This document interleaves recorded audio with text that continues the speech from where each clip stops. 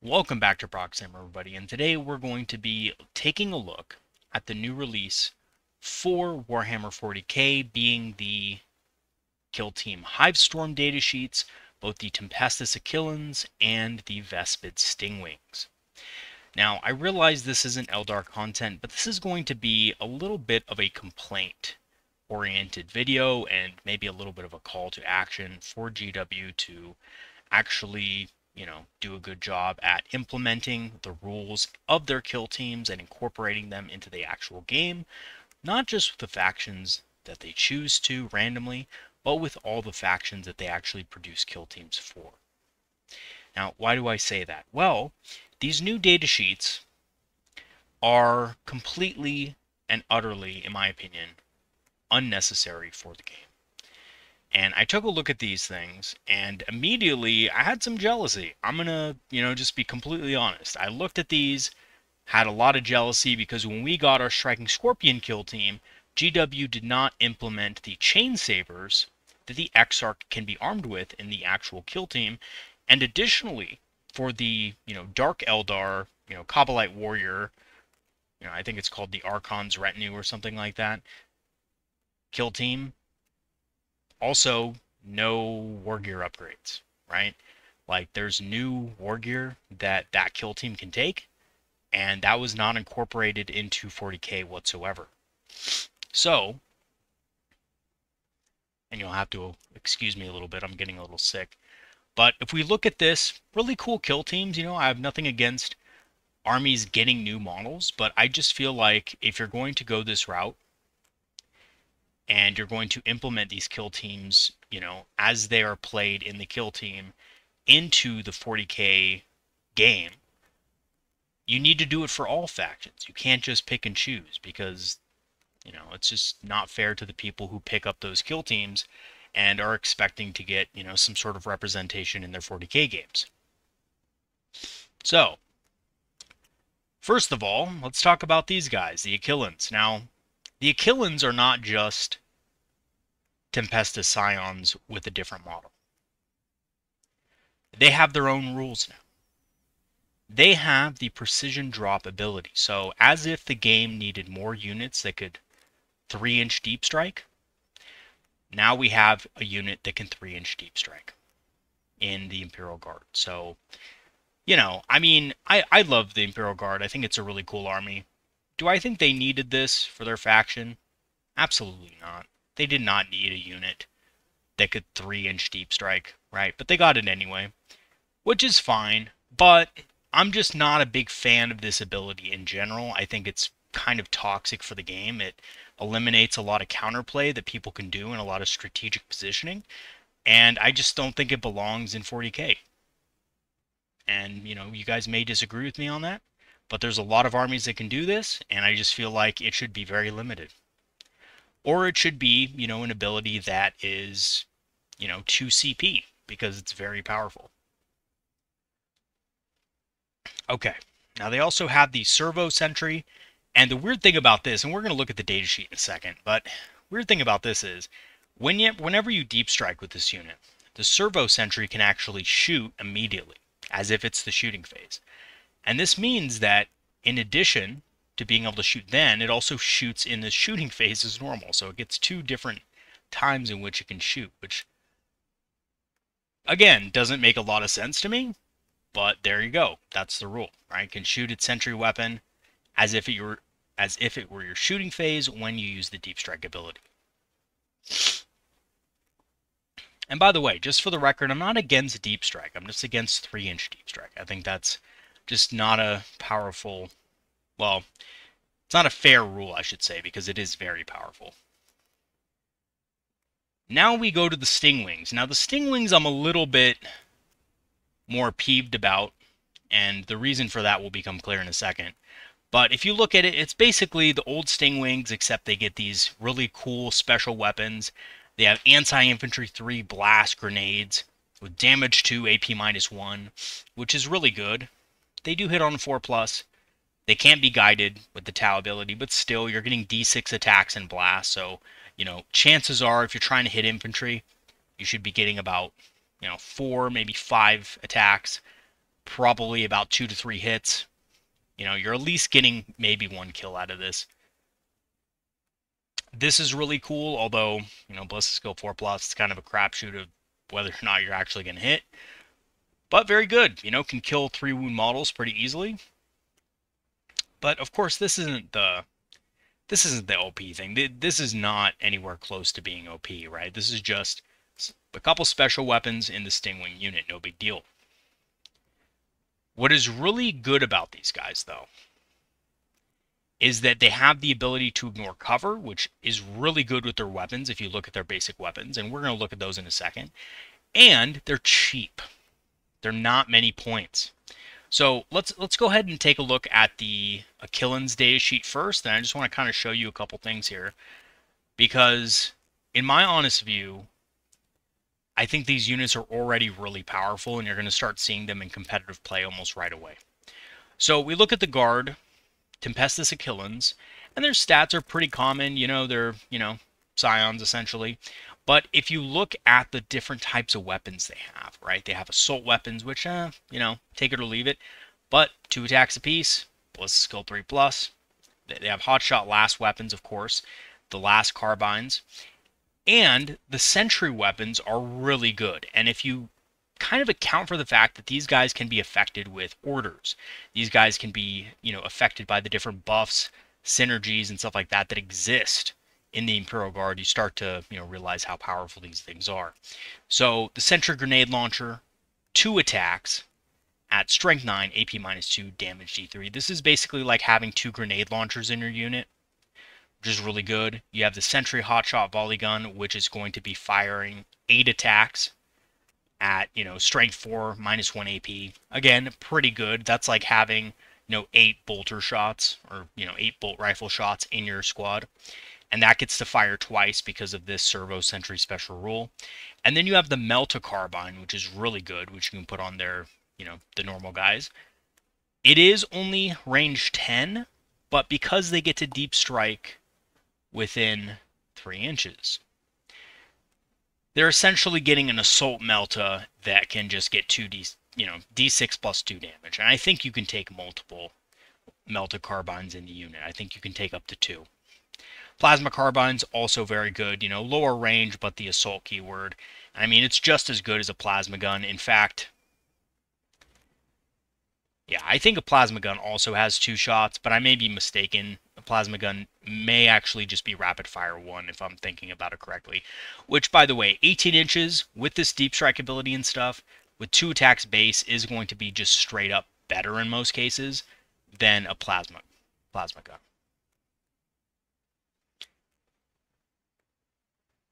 Okay, so let's look at their options real quick. You can give it a grenade launcher. The sentry can be armed with a hotshot volley gun or grenade launcher. You're going to probably go with the grenade launcher most of the time, honestly, and it's a really good weapon.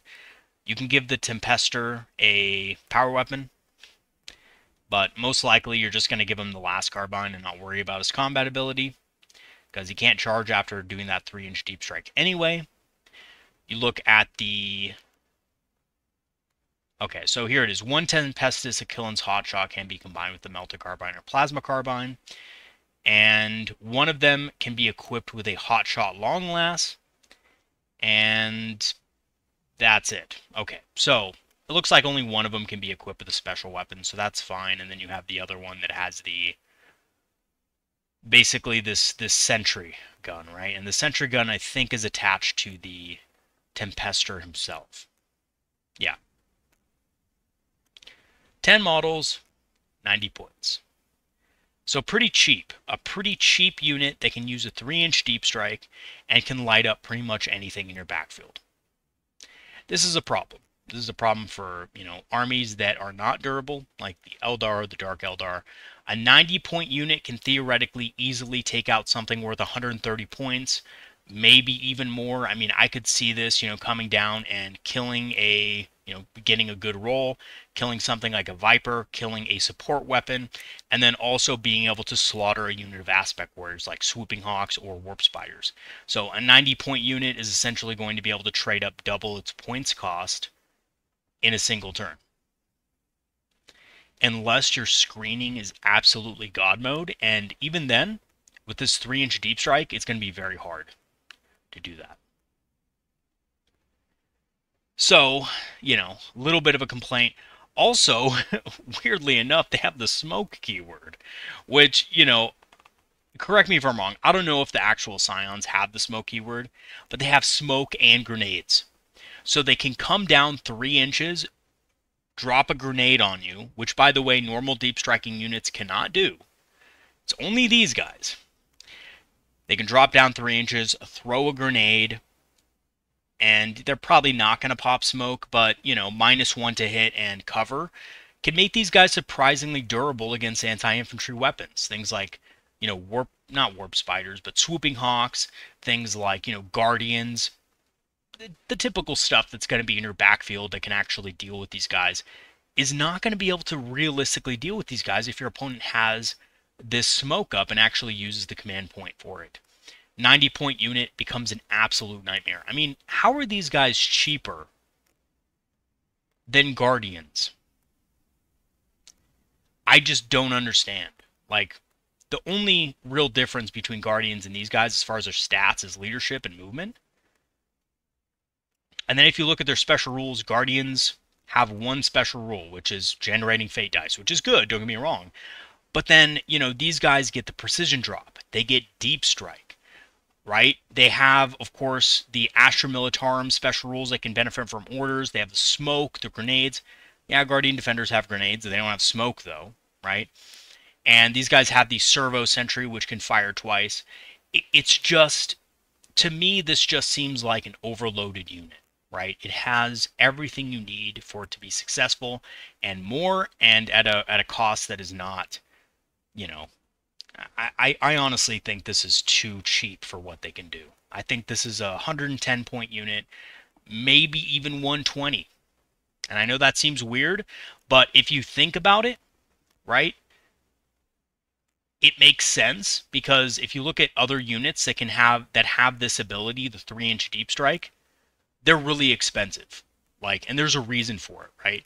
There's a reason why Space Marine Inceptors are extremely pricey, because this ability is super strong. If you don't have to spend additional resources for this, like command points or something like that, then this ability is basically an auto-include in every competitive list. I doubt you will see Imperial Guard armies go to tournaments without at least one unit of these guys, if not multiple. These guys are really strong for their points. And they even do good damage into Marine profiles as well, because they have this, crack grenade launcher thing that can fire twice. So, it is hitting on 4s, but remember, you can, benefit from certain orders and stuff like that. And there are ways now which Guard can, deep strike in and then, basically order something as well. So they can come from reserve and they can still be benefiting from orders and stuff like that, I believe. So that is really, really good. So yeah, this is a severely undercosted unit. And again, when I say severely, I mean like probably about 20 points too cheap, right? They should be about 110 points for this. No doubt. No doubt in my mind. So yeah, a little bit of a complaint there, but if we look at the Vespid Stingwing datasheet, and somebody in my Discord brought this up a couple of weeks ago, and I kind of didn't even think about it. But if you look at these guys, they're basically a 1-for-1, except kind of a little bit better in some ways, of Swooping Hawks. Now, they are a bit slower than Swooping Hawks, but they're tougher, and they have lower leadership. So that's their stat line, right? Which doesn't really matter a whole lot. I think the movement of the Swooping Hawks is really good, but movement 12 is still pretty decent, especially when you have the assault word on your guns, right? If you really need to be able to do that. They have 2 attacks apiece, strength 5, AP -2, damage 2, so they're good at killing Marines. And again, in a unit of 5, realistically, you're only going to pop a couple Marines, but the same could be said of a unit of Swooping Hawks, right? You're not going to pop that many Marines. You may, if my math's correct here, you may, if you're lucky, be able to kill 2 Space Marines. And with this unit, it's kind of similar. 1 to 2 Space Marines will probably die. I don't know the exact math on it, but they have this special rule, just like the Swooping Hawks. You can remove them from the battlefield at the end of your opponent's turn, and you can deep strike with them. So it's the exact same thing as the Swooping Hawk ability, And they also have this additional special rule. Once per battle, this bear's unit is selected to shoot at the end of the phase or ranged weapons, gaining Norse cover. So here's the other thing. I'm noticing these two units, both the Achillans and the Stingwings, have additional datasheet abilities over a lot of the other units in the game. If you look at most units in the game, they have like one ability, right? And these have two, which may not seem like a big deal, but it actually is when you factor in that the cost of these units is not a lot. Okay, so how are these guys actually, right? Because they have these special weapons, but if you look at their options, they can only contain these things if they're in a unit of 10. And they are only 65 points, so they're 130 for 10 models. You know, which is, I personally think, a balanced price for 10 models. But they get all these like cool special weapons. They get the oversight drone for ignore cover, so they become a more damage dealing unit. They don't have the ability to, you know, kind of guide or be guided, so that is kind of a balancing factor there. That's all well and good. I think really my complaint here is that they're 65 points for 5, and if you compare them directly to something like Swooping Hawks, they just seem better. Like, even if they don't get this oversight drone, right? Even if they just have airborne ability, they have the Deepstrike ability, they have the slightly tougher, you know, stat line here than the Swooping Hawks, they just seem a little bit better, right? For a cheaper cost. And if you compare them to Mandrakes, it starts to become like a, okay, really moment, right? The Neuron Blaster has Assault, 2 attacks, does hit on 4s, but has a much better profile in general than the Balefire or the Mandrake. These guys move faster than Mandrakes. They're tougher than Mandrakes. You know, way tougher with toughness 4 and save of 4+ versus just a 5+ in bull. Their melee isn't as good, but they're not going to be in melee. And Mandrake's melee is nothing to write home about either most of the time. So you kind of have to wonder, you know, these guys are the same cost as Mandrakes, and they are cheaper than Swooping Hawks. I just don't think these are well priced. And actually, because Tau don't have reliable access to a unit that can do this, airborne agility, I think they're really good. Point blank, I think these guys are a 75 point unit maybe, right? So this is an example of GW, I think, undercosting a couple of the units in their kill team. And, you know, as a result,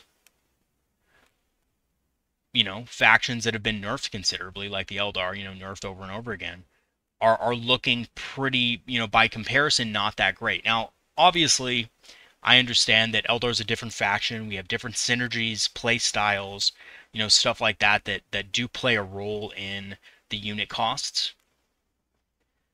But I'm going to ask you, is that a 20-point difference between Swooping Hawks and Vespid based on the stats, the weapons, and the special rules? I don't think so. I don't think there's, you know, I don't think it's worth 20 extra points for a unit of Swooping Hawks. Because what are Swooping Hawks really used for, the 5-man units? They're used for objectives, right? These guys do the exact same thing for cheaper, and they can probably, you know, eliminate models with, you know, higher armor values as well because of this AP-2. Yeah, it's hitting on a 4+, but, you know, you're getting 2 shots apiece. You're getting 10 shots with these guys. So, you know, 5 hit, maybe, you know, average of 3 wounds. You're probably going to kill 2 Marines on average with this unit. Swooping Hawks would be really hard-pressed to kill that without, like, some sort of support. So, you know, again, that's just how I'm seeing it. And because Tau really lack a unit like this, I think you are going to see people using these guys. I mean, they look very strong for the cost in 5-man units. So yeah, just a little bit of a rant here. I know it's kind of like, you know, you're the Eldar player. Why are you complaining about these units that are highly mobile? Don't the Eldar have the exact same thing? You know, the difference is we pay a lot of points for it, right? You know, the difference is our faction is very small. We don't have a lot of units. Tau armies are very big. Unless you're running like suit spam, Tau armies are usually like a lot of models. Same thing with guard. So when you throw units that can just overperform for their roles in those kind of armies, when you can throw three of these units of 5 and just have them, going up and down every single turn, scoring objectives while the rest of your army is like so good at shooting that it can kind of just, lock down areas of the board. It's a problem. And it's especially a problem for really highly mobile factions like Eldar and Dark Eldar. And again, if we go back to the Achillen's datasheet, I mean, 90 points for this is just absurd. I really think it's just absurd, And the reason why I say that, if these guys had a different ability than the precision drop, I would think they'd be okay, right? They'd be like, all right, well, they have Deepstrike instead of, whatever other, but I think Scions do have Deepstrike though, base. Right? If they had something else but precision drop, maybe when they Deepstrike in, they get extra damage or something like that. That'd be different. But a 3-inch Deepstrike, I just really hate this ability. It's really powerful, stupidly so, and you have a whole unit, which is only 90 points with it, that can theoretically kill multiple units in your opponent's backfield. It just feels wrong. And it feels wrong for every army that can do it. There are counters to it. Don't get me wrong. Like, you can really spread out your models in your backfield and make sure it doesn't happen. But eventually your army's going to be thinned out. They're going to Deepstrike in, by turn 3, they're coming in there 3 inches, and they're going to eliminate more than their points worth each and every time. And I think whenever you have a unit that can do that, it's an issue. And Eldar units can sometimes do this, but it takes a little bit more. It takes a little more planning. You got to Deepstrike outside 9 inches, and a lot of our units are really expensive. So Warp Spiders are a good example of this, right? Warp Spiders are 125 points. They might even go up in the next data slate, balance update. They're good, right? They can definitely kill a unit of Marines with their shooting and Overwatch combined. That's a squad of 5 Marines down. The difference is that Warp Spiders are 125. They're not going to trade up. They have a very low chance of trading up. Tempestus Scions, 90 points, 3-inch Deepstrike, and shoot twice with this sentry gun thing. They're going to trade up against a lot of different units. And, yeah, you can only, now that I look at it, you can only get one special weapon aside from the sentry grenade launcher, but still, right? That special weapon is really good, like a Melta Carbine hitting on a 3+. D6 plus 2 damage. It's always going to be D6 plus 2 because it's Melta. It's going to be within, 6 inches. That's really strong. That's going to kill a support weapon. That's going to kill a Viper, perhaps. It has a good chance of it at least. If you roll a 4, which is 50-50, you get the kill on the Viper. If you roll a 5, or a, 3, you'll kill a support weapon. There's nothing you can do about it because it's AP -4, so there's no strands dice you can use. That's just dead. So already with one weapon, they have a 50% chance of just eliminating that tool from your list. And then, of course, all their hotshot guns can easily wipe out a unit of aspects. Like, very easily, too. So, yeah, I think this unit is undercosted. I think either the ability is too powerful and they have to change it. Like, I think 3-inch Deepstrike abilities should actually be 6-inch Deepstrike abilities. I think they should change the ability so that instead of 3 inches, it's 6. You're still getting an advantage from being a little bit more precise with where you can put your models, and your opponent can't screen you as well. But it still gives you that safety on turn. If you are actively screening, it still gives you a bit more safety than this, right? So anyway, that's my spiel. That's my kind of rant about these models. I like both factions. Tau and Imperial Guard are really cool factions. I just don't like the fact that these units just seem just all around better for the cost than their Eldar, comparisons. And same thing with these guys for a lot of different factions, right? Like, even Space Marine players should be pissed at this, right? Like, they have to spend 130 points for Inceptors, which is insanely expensive. Yes, they're tough, but there's only 3 models, right? So also, the other thing is the OC, right? Inceptors have 3 OC, 1 per model. These guys have 10 OC. That's a big difference when it comes to objective play. I didn't even talk about that, but that's another angle that these guys are really good at. You could have 3 units of these guys, and realistically, at least 2 of those units are going to be able to trade up, and 1 of those units may be able to just get to an objective and score an objective, which is also a kind of a version of being able to trade up as well. So yeah, anyway, that's my spiel. I think, you know, obviously I'm kind of peeved that the Striking Scorpion Exarch didn't get the Chain Sabers, but yet these guys are getting all their special stuff, right, that they can incorporate directly into the game. Where's the Chain Sabers, right? Anyway. Alright guys, that's going to be it for today's video. Thanks for watching, and I'll see you guys next time. As always, if you want to become a patron, I will leave the link in the description, and I will see you guys next time. Have a good one, everybody. Peace out.